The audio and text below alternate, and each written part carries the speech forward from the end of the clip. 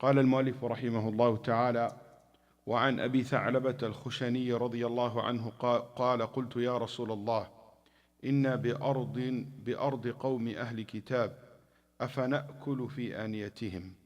قال: لا تأكلوا فيها إلا أن تجدوا غيرها فاغسلوها وكلوا فيها. متفق عليه. Narrated Abu Thalaba al-Khushni, Abu Ta'laba al-Khushni radiyallahu an. I said, O Allah's Messenger, we are living in a land inhabited by the people of the scriptures. Can we take our meals in their utensils?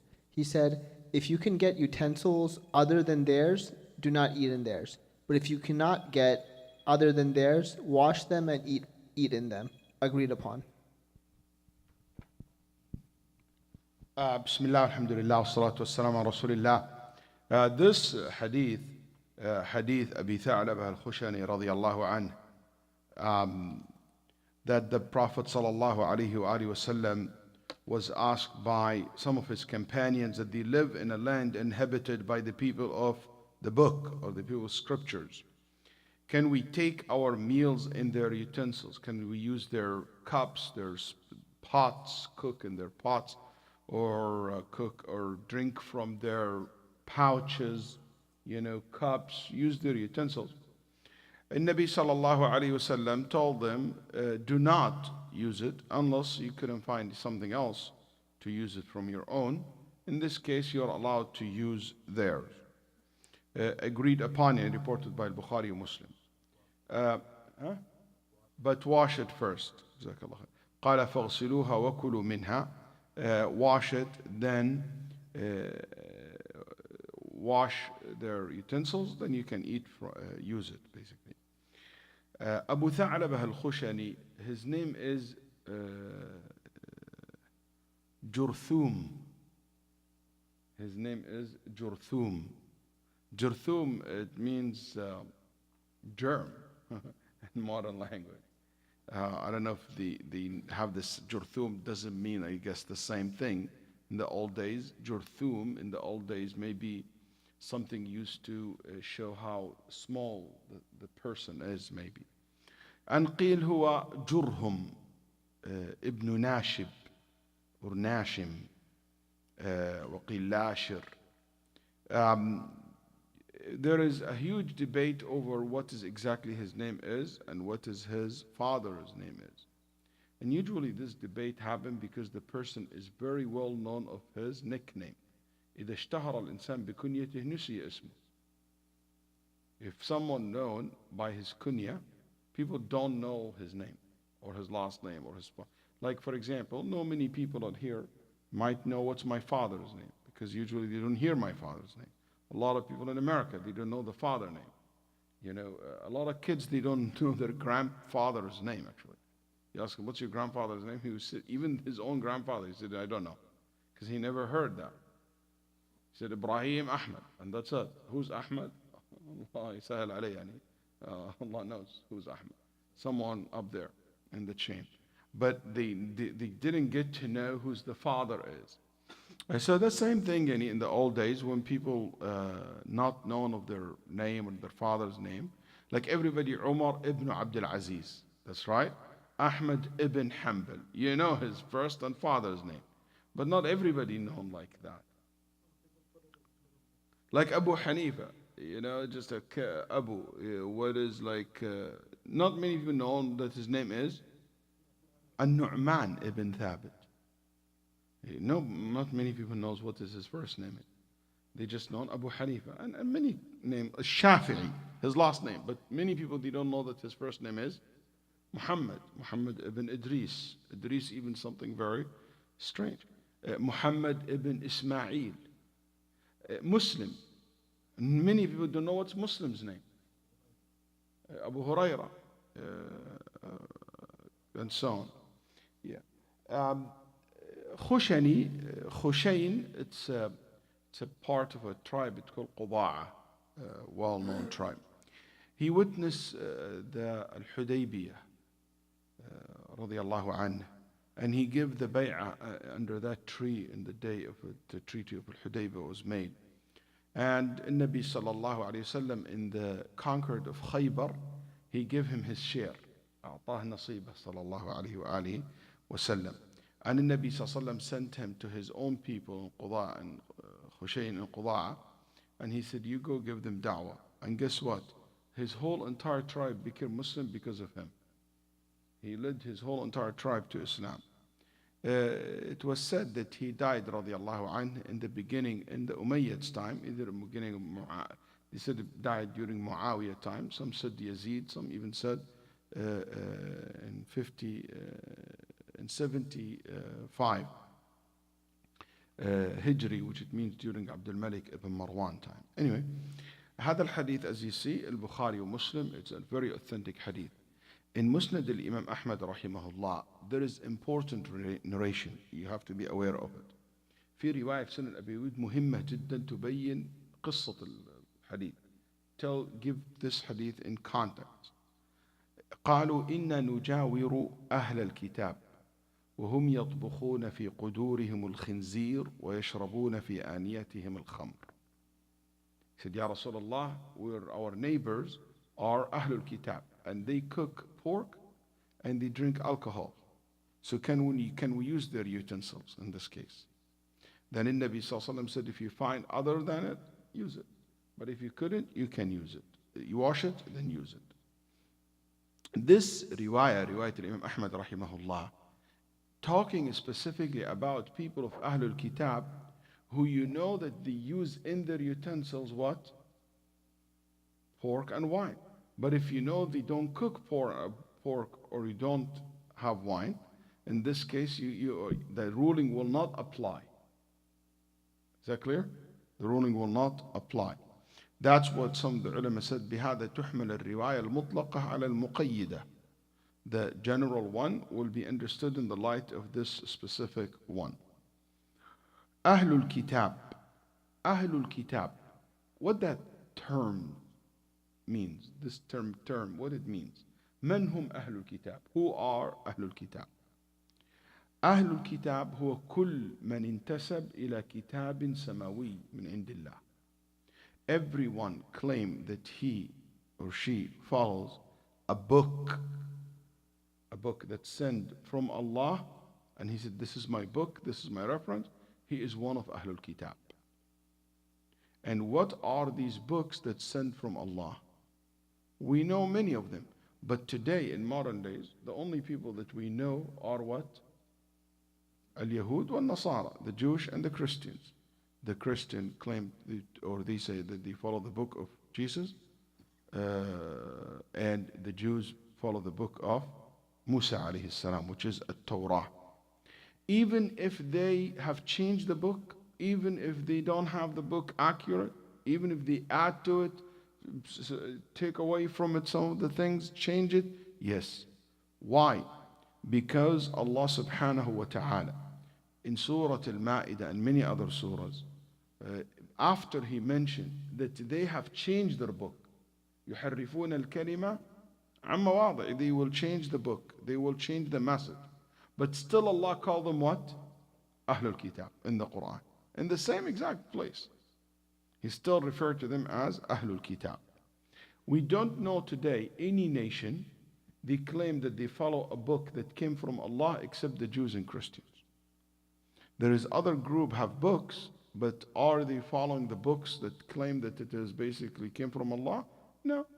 Either they made these books came from any other than Allah, like the Buddhists, the Hindus.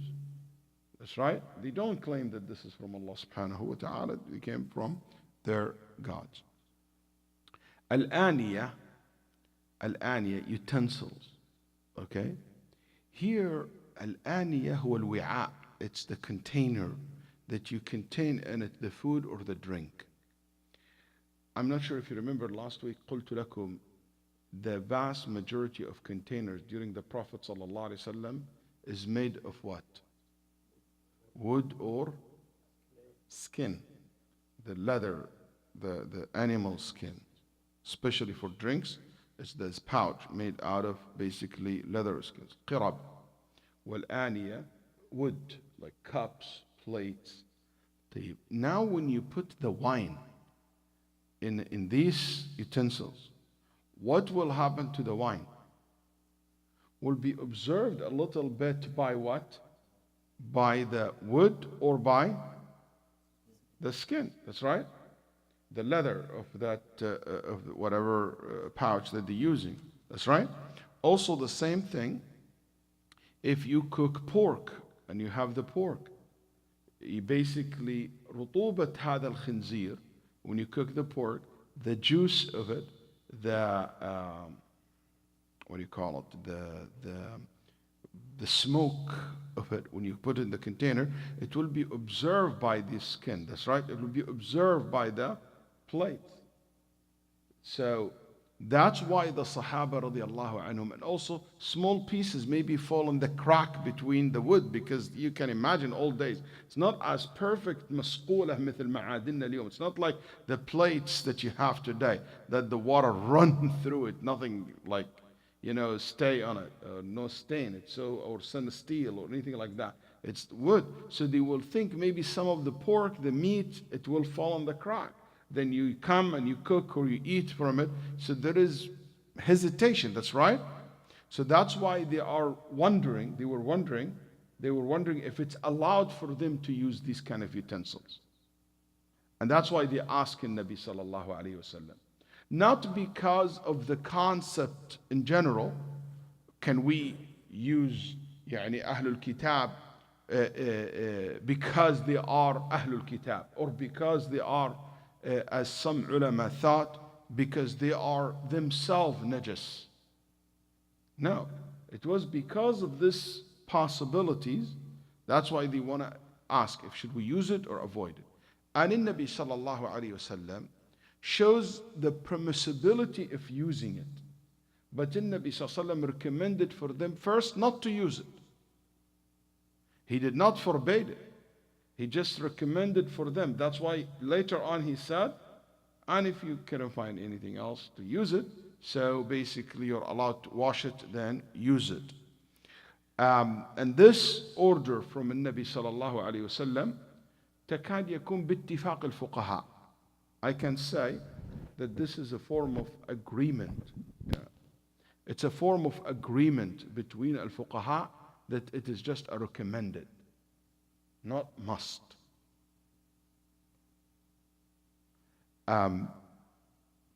Let's look at what we learn from this hadith, rules and fiqh. Number one, a very interesting concept we should be aware of. هذا فائدة عظيمة جدا لكم، يعني عضوا عليها بالنواجذ كما يقال. Hold into it. Al-asl, the default rules of the following items, that it is pure unless you see with your eyes it is impure. The default rule: water, any water, it is pure until you prove the opposite. You basically walk into the bathroom to make wudu, or where the sinks, water on the floor. The default rules, this water is pure. Walking in the street, somebody threw water and come to your clothes. You find it wet. The default rules, it is pure until something else proven otherwise. Wal-ard, every single land on this earth is pure unless you prove the opposite. Any land, it is pure unless you say I have proved this is najis. You don't say, oh, you know what? Like some people go to hotel. I don't know if I can make sujood on this carpet. People walk on it, people throw up over it, people like whatever. I'm not going to gross you out. But, al-asl huwa al-tahara. The default rules, it is what? Pure. I park my car in the park, in the street, in the land. كل الأرض طاهرة. وكل الحجارة طاهرة. All rocks are pure. Any rocks on the face of the earth, it is pure. Unless you prove otherwise. والثياب, every single clothes, any clothes that you see in your life, it is pure unless you prove otherwise.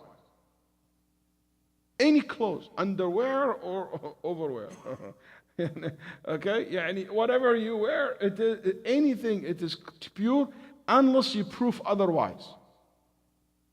والأصل في مياهنا الطهارة والأرض والثياب والحجارة يقول السعدي رحمه الله في منظومته في قواعد الفقه. And add to this والآنية. All utensils, any utensil you see, the default rules, it is halal, it is allowed for you to use it unless you prove otherwise. Number 2, we learn from this hadith أن الماء كاف في إزالة النجاسة لأن النبي صلى الله عليه وسلم اكتفى بذكره. We learn from this hadith that water is sufficient to purify any what? Kind of impurity, صح? Because the Nabi sallam washed it. So any impurity, washing it will be sufficient. Number 3, قال العلماء في هذا الحديث يعود إلى قاعدة. This is related to a rule. And this rules, very famous rules in the الأصوليين, among the scholars of أصول الفقه, يقولون الأمر بعد الحظر يفيد الإباحة. Very common rule. They said if the Prophet ﷺ forbade something, then he later on negate that by making it lawful, the new rules, it means the new rules will be what? It's permissible. Allah subhanahu wa ta'ala قال مثلا وَإِذَا حَلَلْتُمْ فَاصْطَادُوا. The rule, you are allowed to hunt. Then Allah forbade hunting during what? Hajj, while you are in the Hajj. Then He said, if you finish the ihram while you're making Hajj or Umrah, when you finish that and you became halal again, go hunt. So He said, hunt, fastadu, that's order, hunt. Is that order, it means hunting after Hajj is obligatory? Going hunting a trip after Hajj is obligatory? No. It means it's permissible. Al-ulama took from that verse and similar قاعدة. They said, Al-amr ba'd al-hadr yufid al-ibaha. Any order comes after prohibition, it means, that order means it is permissible for you to do that. And even though that's a very common قاعدة, لكن أهل التحقيق من أهل العلم يقولون هذه القاعدة بهذا الإطلاق محل نظر. The scholars, some scholars said, objected to this. They said, this generalization is not accurate. To say any order after prohibition, it means it's, this order means it is permissible. They said, not true. What's accurate to say, أن الأمر بعد الحظر يعيد الأمر إلى ما كان عليه قبل الحظر. I'll say that again. He said, the ulama said, when you make order, then you made a prohibit or forbade, then you make an order back, this new order goes back to the same rule originally it was. So hunting originally, what is the ruling? Permissible, halal, mubah. So it goes back to it. قال النبي صلى الله عليه وسلم ألا إني نهيتكم عن زيارة القبور ألا فزوروها أمر. I forbade you to visit the graveyard. I'm ordering you now to visit it. Is visiting the graveyard mubah? Permissible? No. أعوذ بالله. لا إن شاء الله. يعني you don't get, يعني going now, if I go now to visit the graveyard to remind me of the akhirah, exactly like going to IHOP to eat pancake?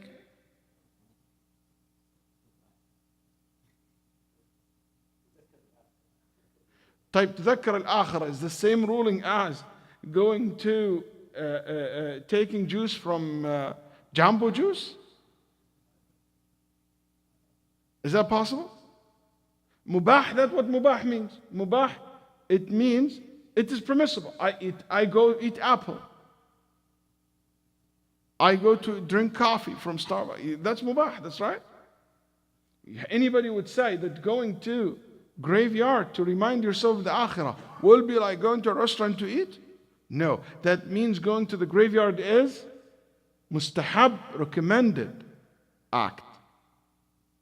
I have mumkin mustahab, just kidding.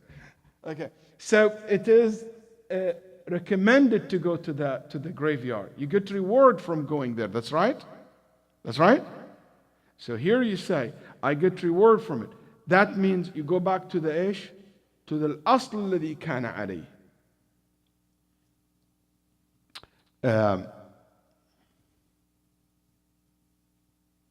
فإذا انسلخ الأشهر الحرم فاقتلوا المشركين.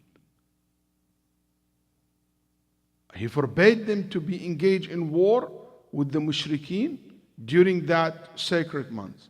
But after this month finish, you go back to the fight.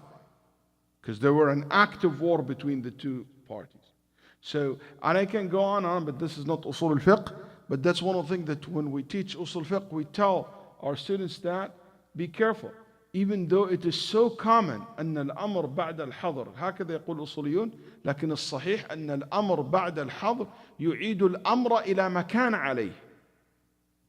Return it back to the rule that it was before the prohibition. Also, this hadith, some ulama said, is a proof that al-khamr najis. Everybody agreed that poor pigs are najis. Okay? But from this hadith, some ulama said that shows you that al-khamr is what? Impure, najis. I don't know if you guys know that or not. There is a whole debate between the Muslim scholars if al-khamr is najis or not. Impure or not. Yani, let's say wine touch your clothes or fall on your hand, or beer or liquor. Is that means I have to wash this? It's najis, it's like a urine or like a feces or something, it's najis, I have to remove it, or like a throw up? Can I pray with the stain of it? Can I have it? The scholars debated, is this impure or pure? اختلفوا هل هو نجس أم لا? طيب, can anyone here tell me how this hadith shows that al-khamr is najis?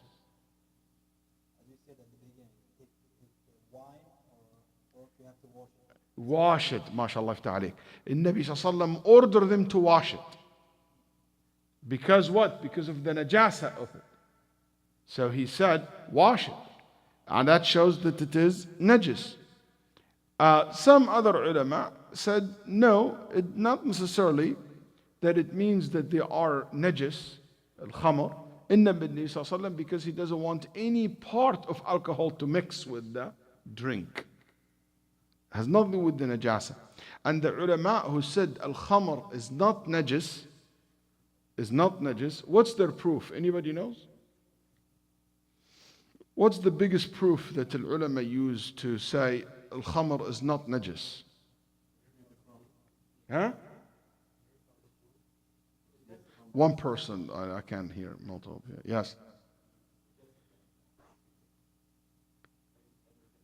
Yeah, but throw up is najis. And it's not ahad al-sabilain. Blood is najis. And it's not ahad al-sabilain. Uh-huh.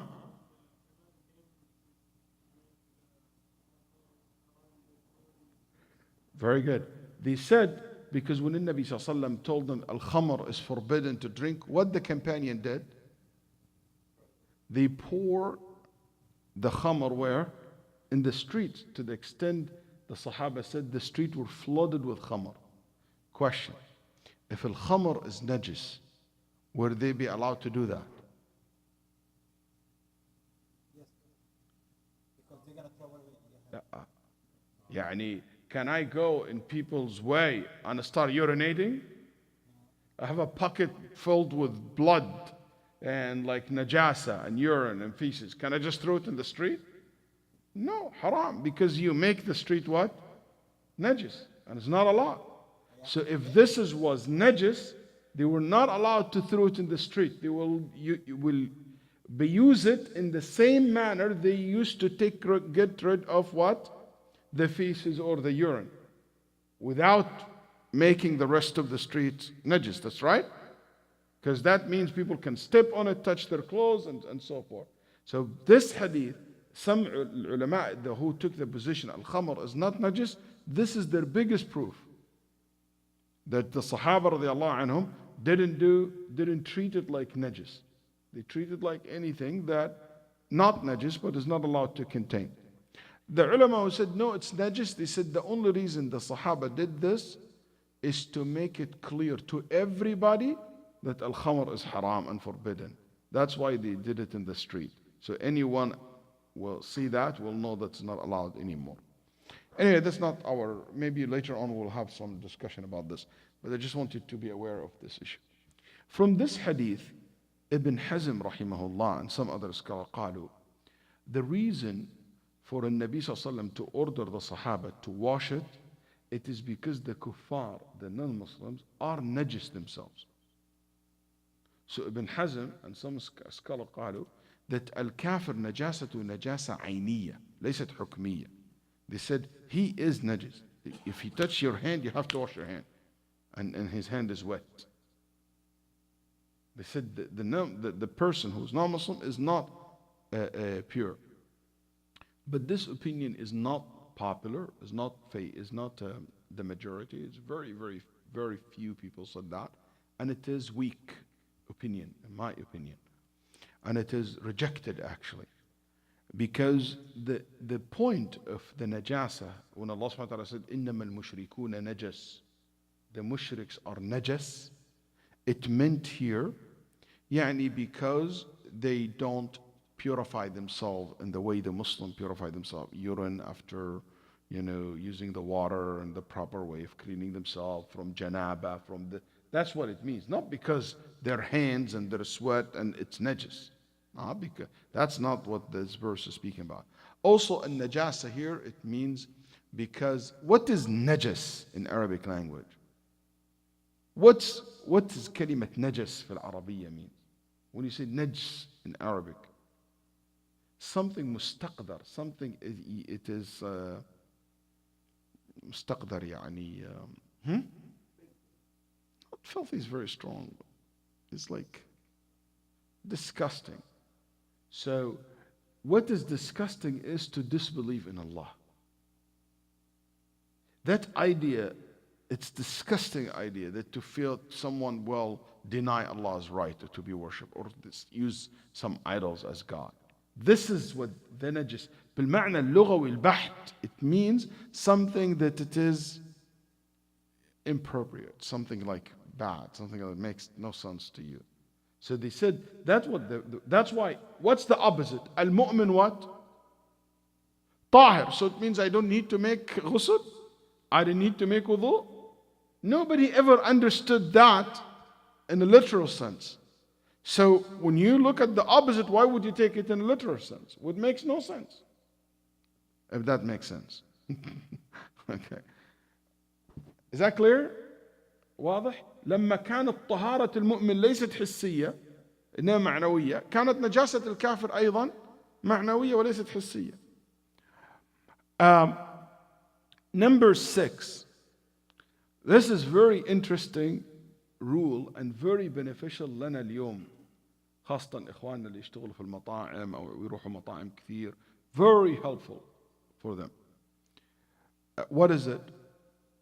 أنه ما لا يتيقن الحكم عليه يجوز استعماله عند الحاجة.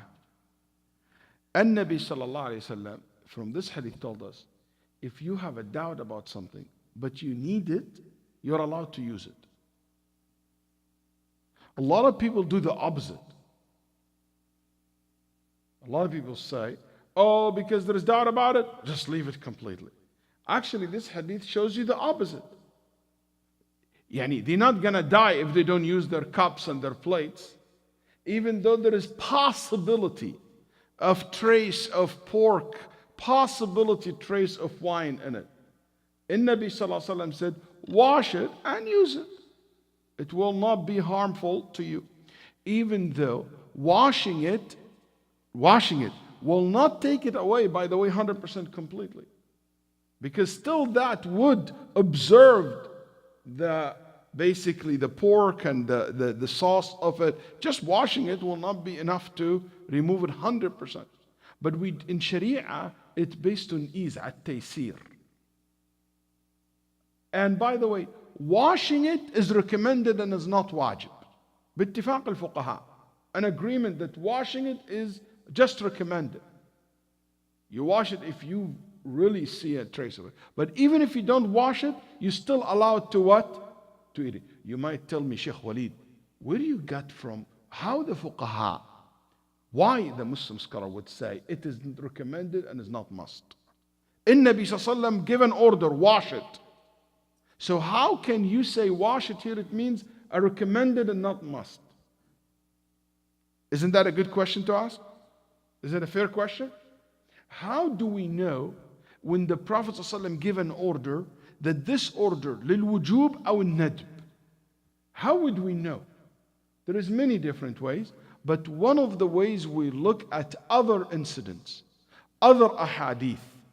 هل تصرف هذا الحديث عن الوجوب إلى الندب أم لا? We look at other evidence and we see, we have any other evidence shows us that the Prophet meant by this order just a recommendation act. Yes, we found plenty. Like what? An-Nabi sallallahu alayhi wasallam, a Jewish woman invited him to eat at her house. And he what? Did he eat? Or he said, hey, did you wash it? Let me wash it first. He ate from it. An-Nabi sallallahu alayhi wasallam plenty of times. عزمه واحد من جيرانه صلى الله عليه وسلم, one of his neighbors, invited him and his wife. And he offered him food in the plate or whatever containers. Did the Nabi sallallahu alaihi wasallam said wash it? No. The Nabi sallallahu alaihi wasallam and the Sahaba used to borrow from the kuffar. And Nabi didn't order all of them to make. So we understand from these evidence that the Nabi sallallahu alaihi wasallam, when he said wash it, just as a recommended act, just as a recommendation, not as a must. Is that clear? That's how the Sahaba understood that. طيب. How this famous or beneficial today. مثال, which is sometimes I go with people to restaurant, they drive me crazy. Sheikh, I can't eat in this. It's not halal. Why, ya habibi? He said they put it in the microwave and they heat the pork in the microwave, and the microwave have all this like smoke of the pork. Then you put the other meat, and the smoke goes to the new meat of the pork and became haram. That's right. Even some people said, oh, we cannot slaughter our animal put in the same fridge where basically the pork and the pigs are slaughtered. Why?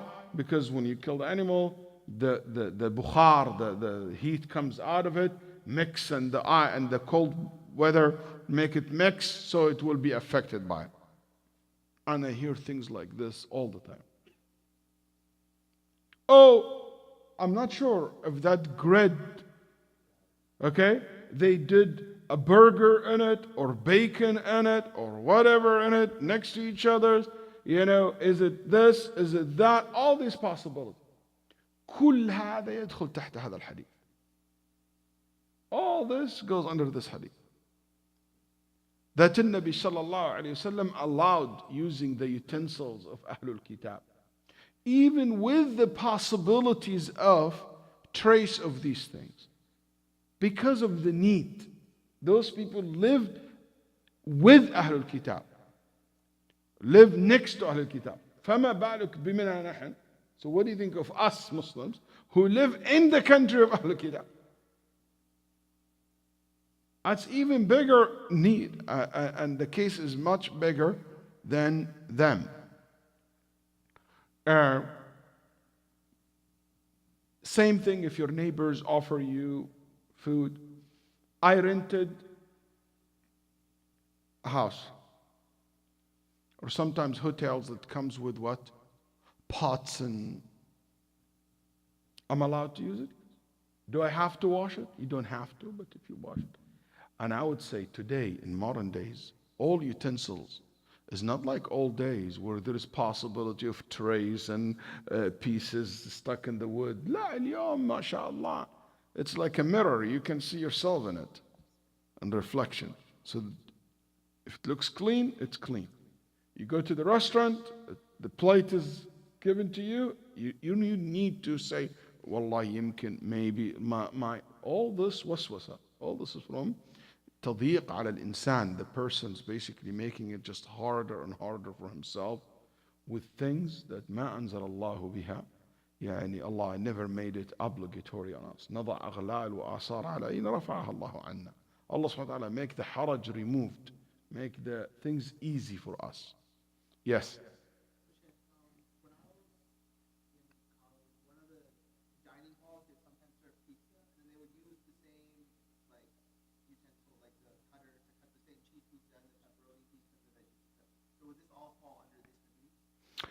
It's a good question. Sometimes you go to Subway, you go to this, the same knife, the cut with the cut with the cut, same thing. If he clean it and it is, unless you see in your bread a piece of pork, in this case you just take it and throw it away. But it is good for if he can clean it, but is it wajib? No. Okay, that's good. I like to be clean too. I gross out by it. But there is a difference between this and make it forbidden. That's my point. And Nabi Sallallahu Alaihi Wasallam recommended them to do that. Yes.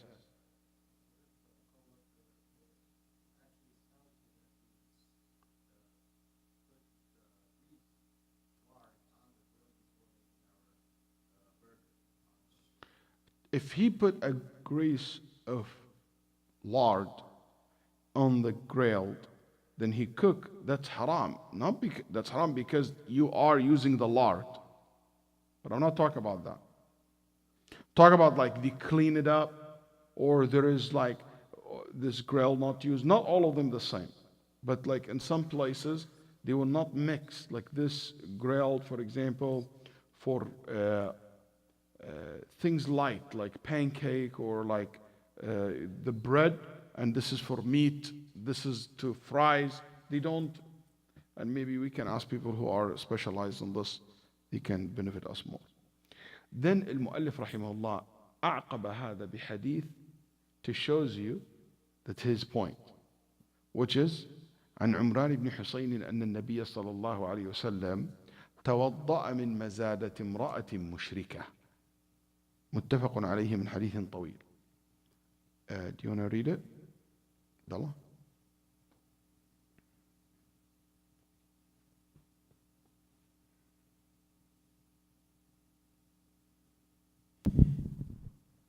Narrated Imran bin Hussein radiallahu an, the Prophet sallallahu alaihi wasallam and his companions performed wudu from a skin water container belonging to a polytheist woman, agreed upon. It is an extract of a long hadith. Thank you. Imran ibn Hussein ibn Ubaid al-Khuza'i Abu Nujayd radiyallahu anhu wa ardah. One of those companions, and we don't know how he became Muslim, but he became Muslim on the 7th year of Hijrah in Khaybar, same year where Abu Hurairah radiyallahu anhu became Muslim. And he witnessed all the battle of the Prophet ﷺ afterwards, among the leader of the companions. And he used to be the judge of al-Basra for a while, radiallahu anhu. And he lived there until he died. He was like a father figure for so many tabi'een. Was a guide for so many scholars among the tabi'een, and among them al-Hasan al-Basri, and Ibn Sirin. Al-Hasan al-Basri said, "Ma qadima al-Basrata rakibun khayrun minhu." We never had anyone came to al-Basra, and al-Basra is a place where many companions visited and lived, and many great scholars. He said, no one ever entered al-Basra better than him. He was a very truthful, avid worshipper, rahimahullah. And he used to have karamat. Once he said to Abdullah ibn Mutarrif ibn al-Shikhir, قال أحدثك واكتم عني ما دمت حيا. Don't tell anyone as long as I'm alive. Don't ever say to anyone, as long as I'm alive. He said, what? قالت كانت تسلم علي الملائكة. He said, Wallahi, many times the angels will give me salam, will greet me. And radiyallahu anhu wa ardah. Umran ibn Hussein is also an amazing person when it comes to deep understanding of the religion. And he one of these firewalls that we had in our history against so many deviant sects were trying to deviate Muslim in the early time. وله قصة مشهورة is a very famous story. I don't know if you ever come across it. When he was sitting in al-Basra and a man came to him and he told him, there is no such thing called shafa'ah, no intercession for the sinners, because Allah subhanahu wa ta'ala forbid and said there is no shafa'ah, no intercession in the day of judgment. And he explained to them that that's not true. And Nabi sallallahu alaihi wasallam said that there is intercession for the sinners. And they said, we couldn't find it in the Quran. قالوا ما نجد لها أصلا في القرآن. So he got so angry. He said, did you read the Quran? He said, نعم, I read the Quran. He said, if you read it, did you find in the Quran you pray Maghrib 3 times? You pray Isha 3 rak'ah, you pray Isha 4 rak'ah, you pray Fajr 2 rak'ah, you pray Dhuhr 2 or 4 rak'ahs, and Asr 4 rak'ah. He said, no, I didn't read that in the Quran. Then he said, so where you get that from? He said, from Rasulullah sallallahu alayhi wa alihi wa sallam. Then he said, did you find in the Quran also أن في كل 40 درهما درهم? Did you find in every 40 dirham you give 1 dirham, 2.5%? In every that amount of sheep you give 1 sheep as zakat? He said no. He said, so where you got that from? He said, from Rasulullah sallallahu alayhi wa sallam. Then he said, did you find in the Quran وَلْيَطَّوَّفُوا بِالْبَيْتِ الْعَتِيقِ, make tawaf around the bayt? Did the Quran tells you 7 times? And you pray 2 rak'ah behind Maqam Ibrahim? He said no. He said, did you find in the Quran لا شغار ولا جلب ولا جنب? Some business transaction is not allowed beside riba. He said no. Where you got that from? He said, we got that from Rasulullah sallallahu alayhi wa alihi wa sallam. Then he said, and we found also in the Quran, we found in Rasulullah sallallahu alayhi wa sallam, and we found from Rasulullah sallallahu alayhi wa sallam that there is shafa'ah, there is intercession.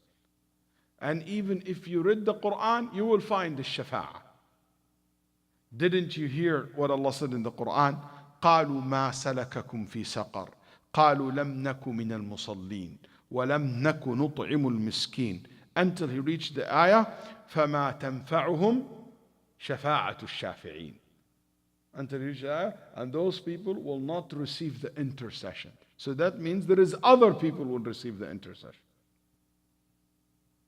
And when he said that, those people they basically couldn't answer him.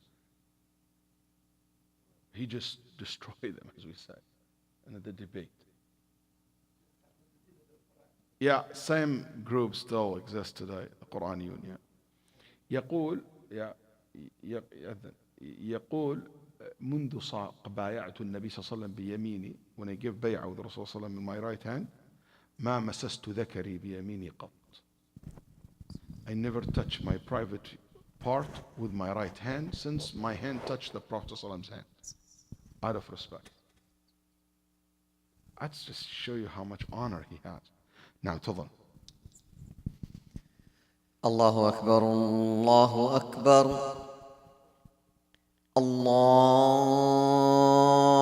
الله أكبر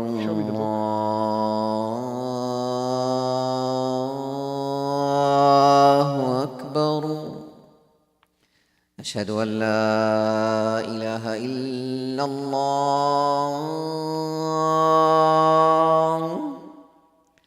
أشهد أن لا إله إلا الله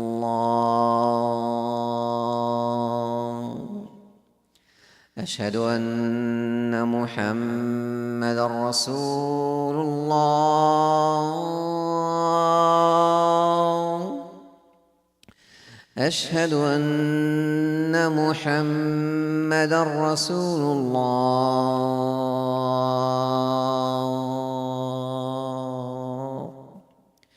حي على الصلاة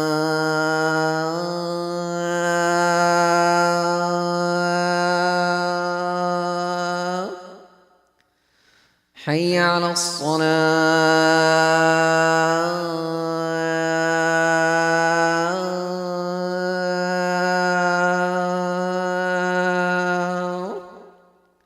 حي على الفلاح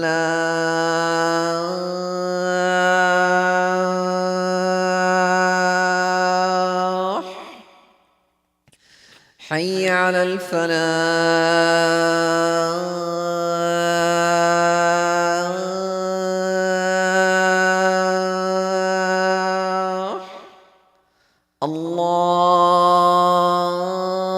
الله أكبر الله أكبر لا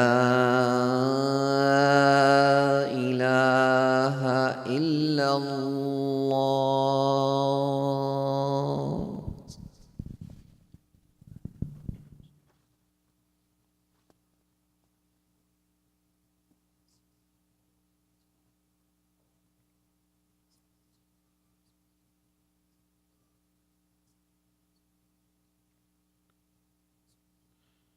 He died رضي الله عنه ورحمه في سنة 52 ودفن بالبصرة. He died 52 هجري.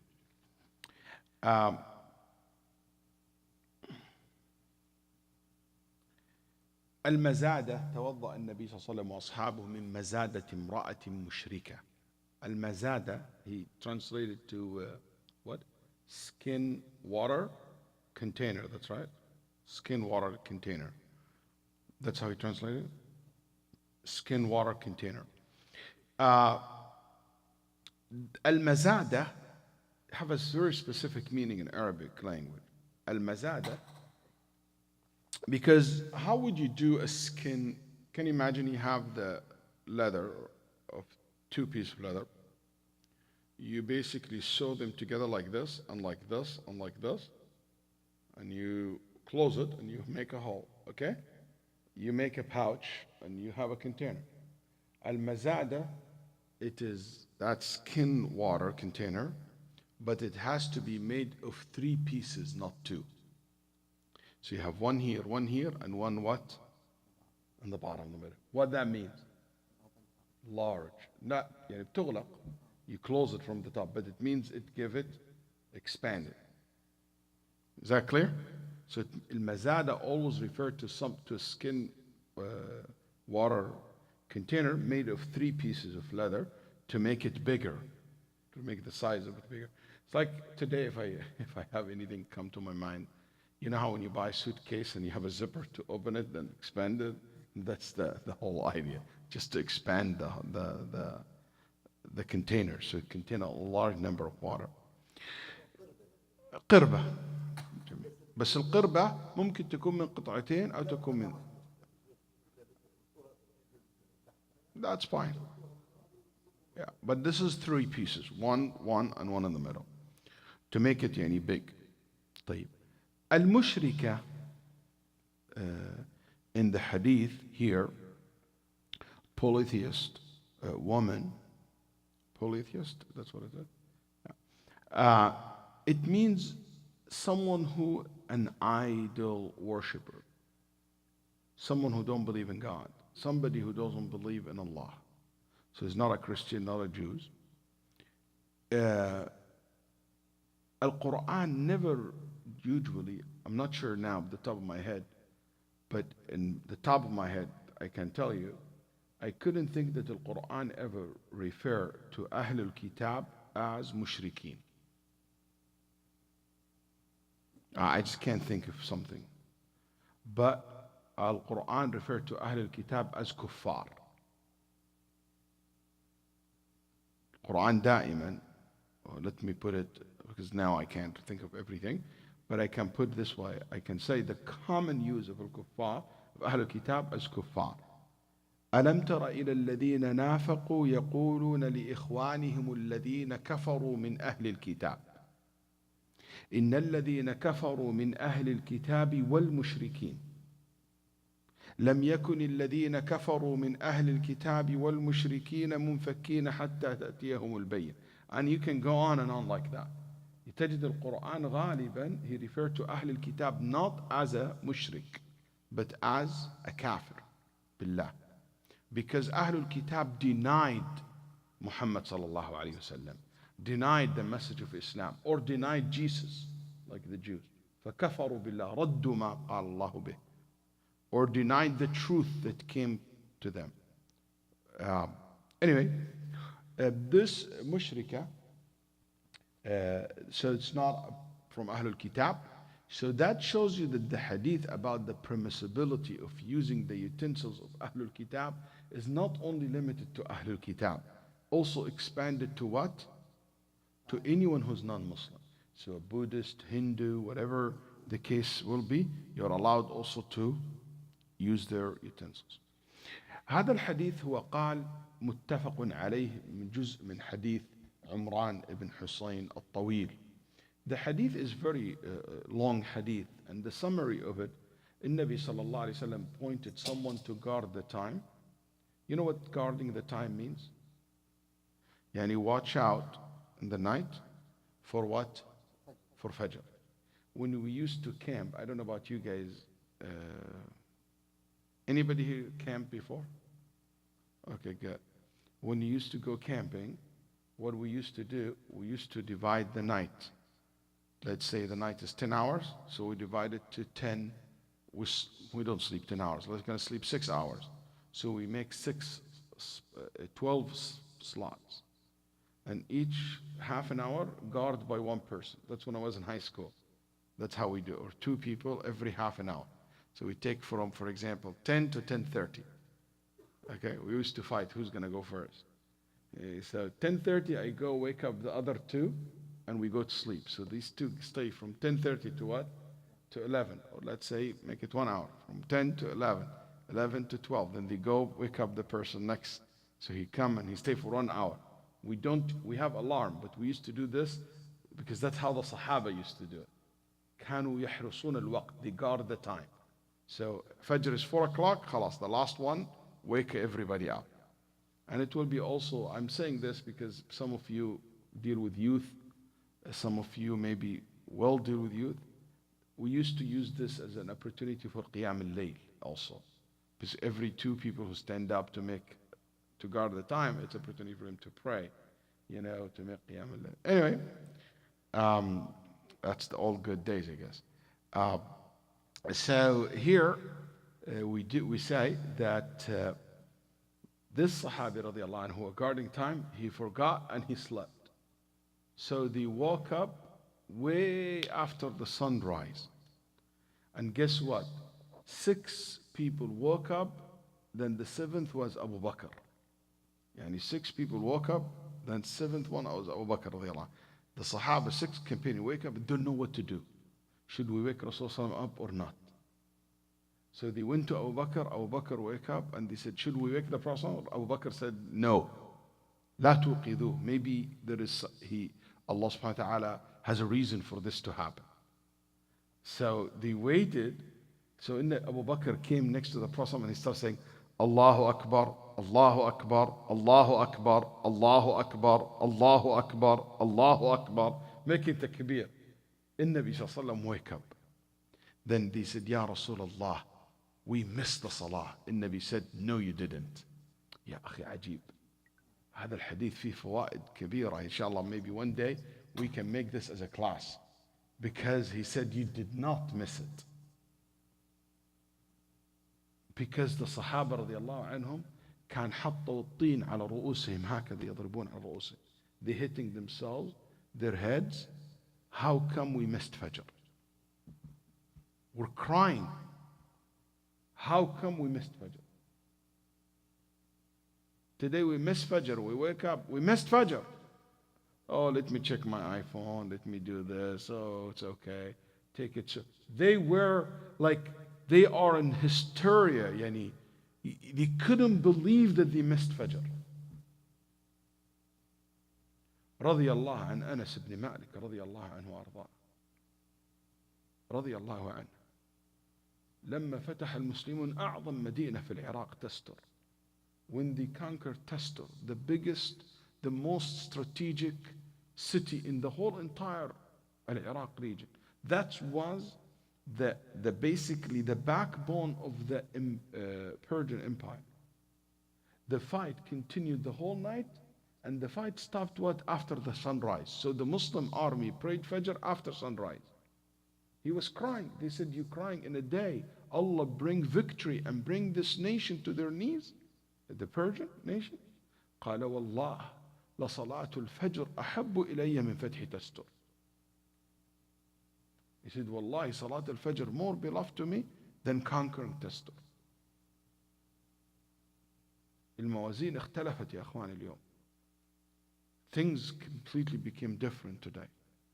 We see things in different lens today. As-salah is not that of a big deal. So when he saw that, he said, "You didn't miss anything. Let's move." Move? He said, "Yeah, everybody get on his camel." Then they start walking until they get exhausted. Then he stopped and he said, "Now pray." He want to get them out of that mood, sallallahu alaihi wasallam. Then he stopped. He made one of them to call adhan. Then they prayed Sunnat al-Fajr. Then they prayed Fajr with the Prophet sallallahu alaihi wasallam, as if they exactly prayed on time, out loud. And many fawaid, yani we can learn just from saying the hadith. Many lessons we can learn. Then in Nabi sallallahu alaihi wasallam, after that they were like looking for water. They couldn't find any water. In the middle of the day, they were very thirsty. And the Sahaba radiallahu anhum, they were racing who will bring the Prophet sallallahu alaihi wasallam. They have a small pouches, has a little bit of water in it, and they were like next to the Prophet. If anytime he wants water, they will rush. Who will give the Prophet sallallahu alaihi wasallam part of his water, so Allah bless the water. But they run out of water completely until Nabi sallallahu alaihi wasallam asked Ali ibn Abi Talib and another person to look for water, and they found this woman she riding, and basically next to her two legs, these two mazada, these two basically containers. Wow, this water, she said, "I have no water." He said, "How long you've been traveling by yourself? Where is your family?" She said, "It is 24 hours back of travel, like non-stop. Yawm layla, I've been traveling one whole 24 hours. Like this time yesterday, I left my place. Very far, you can't reach it. Now it's midday, you have to do this tomorrow because people don't travel in the night." So they said, "Come with us." She said, "No, my kid's waiting for me." They said, No, we're not going to let you go. You have these containers and it has some water in it. And we have to bring you to the Prophet. She went to the Prophet ﷺ. The Prophet ﷺ put his hand in those containers, made dua for it. Then he said, "Bring the biggest containers you have." So they start bringing the biggest containers they have. The woman got crazy. She said, "Whatever water there will be gone." He filled up the container, which is way bigger than her container. 1, 2, 3. Then he said, "All of the army line up." Everybody came, and the Nabi Sallallahu Alaihi Wasallam filled their little containers and private ones completely. They all drank. Then they all fill up their containers. Then they all fill the containers for the animals. Wadah? Then in Nabi Sallallahu Alaihi Wasallam, after he finished Salah earlier, Fajr, I forgot to tell you, he found someone waiting, watching them, not praying with them. And Nabi said, "Why didn't you pray?" He said, "Ya Rasulullah, I had janaba. I had a wet dream." In our time, it's embarrassing. But in that time, things are much easy. So he said, like, "I had a wet dream. What to do? What I do?" Then the Nabi Sallallahu Alaihi Wasallam said, "You could have just used the sand, tayammum." Then the Nabi Sallallahu Alaihi Wasallam, when he got the water, he said, "Take that container, give it to this guy, let him take a shower with it. Let him take a shower with the water." Then after all this, Ali radiallahu anhu, and the narrator, Umar Hussein said, Wallahi, the woman went back, her mazada, her container, had more water than what she had in that container when she came to the Prophet. And the Nabi said, wait, before she leave, this woman gave you water. Ya akhi, هذا برضو درس عظيم. This woman have given you water. Did she? Really? It's in Nabi sallallahu Allah barak, but shuf, he want to give her the favor. She's mushrika. He said, this woman have given you doing favor. Let's pay her back. And Nabi sallallahu took his rida sallallahu like a shawl, and he stretched it. He said, everybody bring something for her. So everybody start bringing food, barley, bread, thiyab, some na'al, all shoes, like khasf al-na'al, the thing that you put it on the bottom of the, of the shoes, like to fix it with the bottom of the shoes, extra one. All this can be very useful for people at that time. And the Prophet closed it, and it became big amount of like gift, and he gave it to her. She went to her people, قالت إن هذا ما بين هذا وهذا أسحر منه. There is no one between the heaven and earth. There is no magician like this man, or he is a prophet. It has to be one of the two. Cannot be any other choice. وفي الأخير أسلمت وأسلم قومها جميعا. She called her whole entire tribe to Islam, and the whole entire tribe into Islam. Al-Hadith in Sahih al-Bukhari and others, you can read it. And it's a long hadith, and it's really a great hadith. There is many lessons to be learned from it. It is one of the miracles of the Prophet ﷺ. But Ibn Hajar said, if you look at the hadith, he said, the Prophet ﷺ made wudu and the companions from that skin water container. لا يوجد في نص البخاري ولا في نص مسلم لفظ توضأوا ولا أعرف لهذا اللفظ أصلا في كتب سنة النبي صلى الله عليه وسلم قط. I never come across in any one, Bukhari, Muslim, in any book and hadith, explicitly said they made wudu of that container.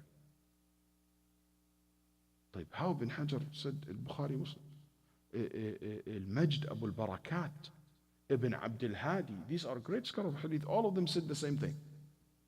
Tawadda, wa alaykum as-salam wa rahmatullah. They made wudu of that container. But the narration, if you look at the narration, never explicitly ever said that they did that. But هذا مثال على رواية الحديث بالمعنى مختصرا, because he said that's abstract from hadith Imran ibn Husayn. They understood from this narration that the Sahaba must use that water for wudu as well. Or you can say, since the Nabi sallallahu alaihi wasallam ordered that man to make ghusl with the water, so in Nabi sallallahu alaihi wasallam ordered the Sahaba to use the water for what? Tahara, for purification. That means that water is what? Tahir. Wa mutahhir wa tahur. So that means that this container did not make that water what? Najis. Okay? Because al-mazada is not only for water, it could be used for something else before. And al-ulama said, since the Nabi sallallahu alayhi wa sallam wouldn't let that man to make tayammum and use the water, he will not use the tayammum and leave the water as well, sallallahu alayhi wa sallam. So An-Nawawi rahimahullah said, يُفْهَمُ هَذَا مِنَ الْحَدِيثِ. You can understand that this would happen, but it never was explicitly stated by the companions radiallahu anhu. Also, this hadith, we mentioned it earlier, that this shows you that any skin of an animal, if tanned, the tanning of the skin, make it leather and make it pure, halal. Also, it shows you the permissibility of using the utensils and the containers of the non-Muslims. It has also a proof of the Prophet's prophethood من دلائل نبوته صلى الله عليه وسلم, one of the ayat, the sign of his prophethood, that he's a great messenger sallallahu alayhi wasallam. And many ulama collected this kind of ahadith that shows the miracle of the Prophet sallallahu alayhi wasallam, like al-Firyabi مثلا له دلائل النبوة, أبو نعيم الأصبهاني, أحمد بن عبد الله له أيضا كتاب في دلائل نبوة النبي صلى الله عليه وسلم, al-Bayhaqi has a very big book. Also it shows you that people, regardless of their religion, should cooperate and help one another for what generally benefit the public, like what happened in this hadith.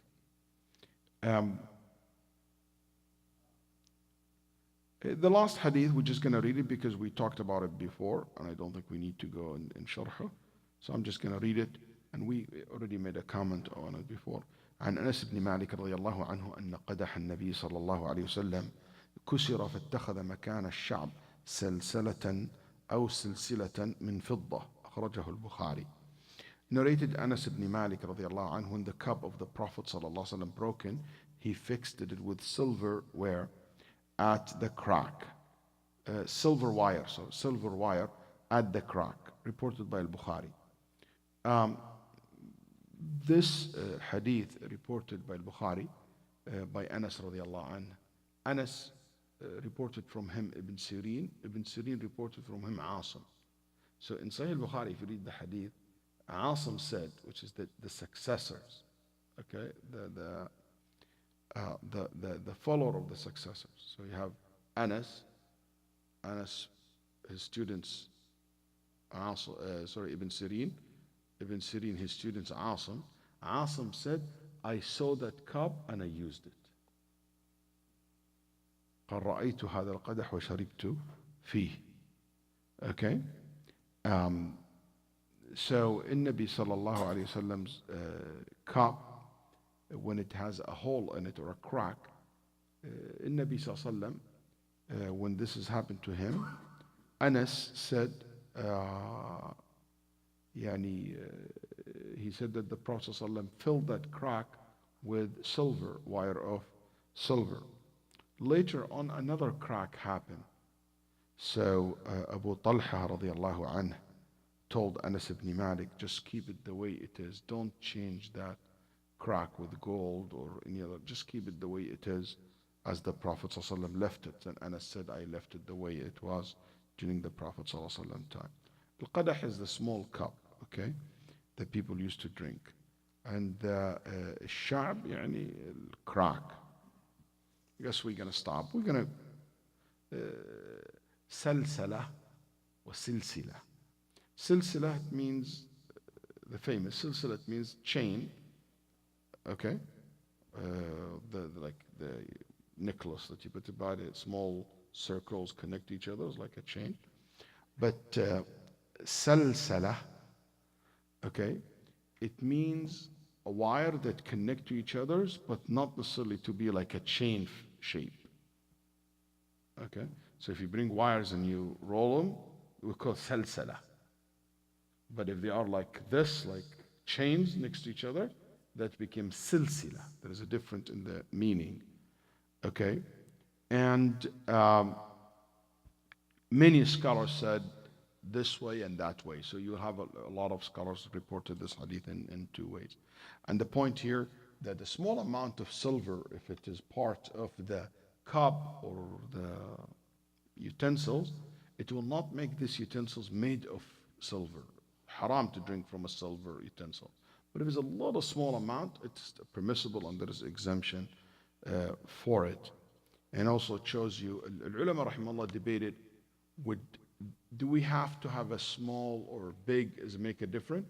I think what Ibn Taymiyyah rahimahullah said doesn't make a difference small or big, as long as the cup is still not silver. It doesn't need to be very cracked. It can be small or big. That's why we plated gold, plated silver, and this, according to this opinion, will be permissible. But majority of the ulama said it is only small amount. And gold, many scholars would say you cannot use gold. In crack, you cannot fill it up with gold. In any gold-plated utensils, not allowed. Silver, there is a little bit of exemptions in relation to it. And this is something we discussed before.